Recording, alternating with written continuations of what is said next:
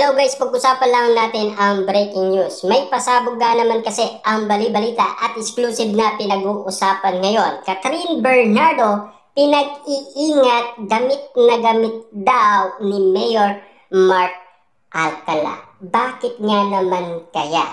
Para lang lumakas ba sa tao si Mayor Mark Alcala?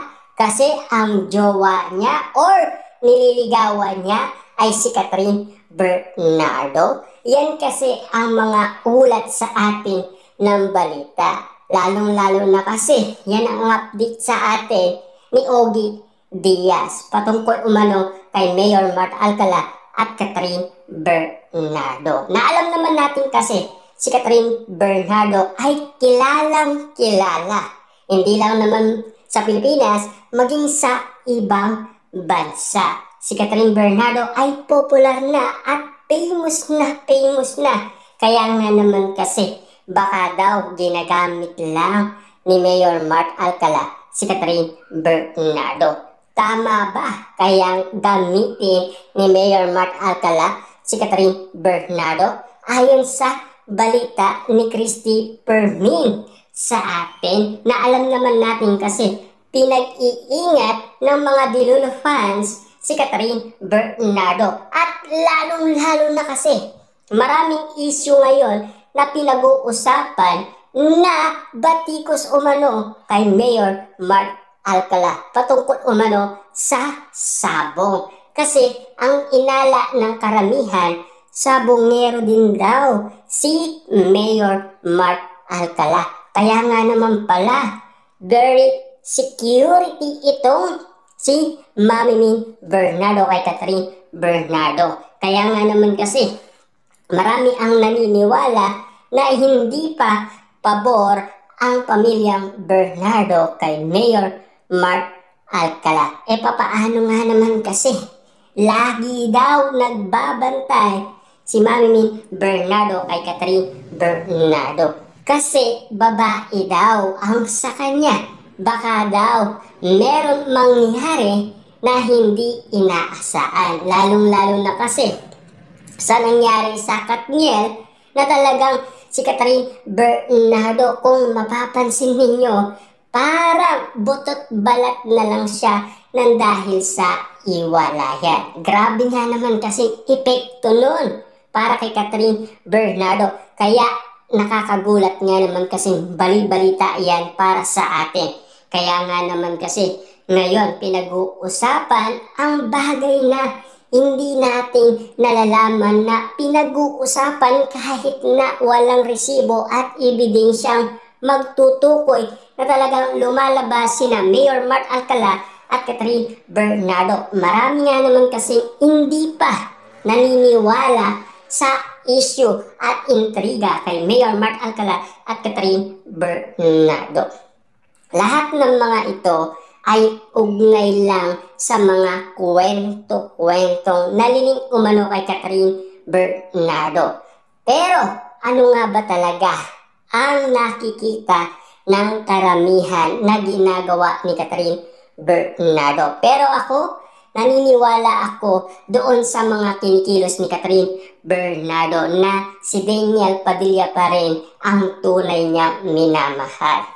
Lalong-lalo na kasi mga kailan lang na talagang pinag-usapan si Catherine Bernardo patungkol umano kung bakit nga naman kasi ang mga Dilulo fans na Katniel fans ay tinitignan nila ang kasuotan ni Catherine Bernardo. Lalong-lalo na kasi ang mga regalo ni Daniel Padilla kay Catherine Bernardo ay spotted pa rin sinusuot ni Catherine Bernardo. Papaano nga naman kasi last 2023 ay napag-usapan niya na tinabi na ni Catherine Bernardo sa bodega dahil gusto niyang kalimutan. Kung gusto niyang kalimutan, bakit niya ngayon sinusuot? At bakit nagpaparamdam siya kay Daniel Padilla? Posible pa na talagang magkaroon ng balikan? Kasi kung mapapansin natin, si Catherine Bernardo na mismo ang kumikilos para mapansin ni Daniel Padilla. Yan kasi ang mga bagay na napag-usapan na sa social media. Kasi parang malabo umano sina Mayor Mark Alcala at Catherine Bernardo. Kahit na ang sinasabi pa, Catherine Bernardo, masaya na. May bagong inspirasyon na si Mayor Mark na ba? Yan kasi ang lahat ng mga detalye sa atin ng mga pasabog na balita. Siyempre, marami nga naman kasing hindi pa pwedeng maipaliwanag ng tama kapag wala pang resibo at ebidensyang magtutukoy na talagang katotohanan.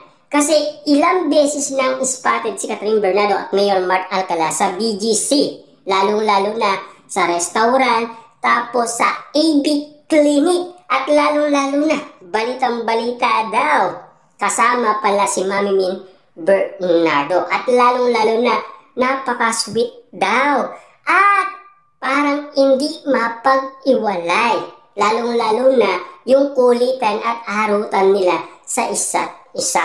Aba, nakikita ba ni Mami Min Bernardo? Kasi alam naman natin, no, ang bawat panahon na pinag-uusapan ngayon patungkol kay Catherine Bernardo, ang tanong ng karamihan, yan ay kwento-kwento lamang.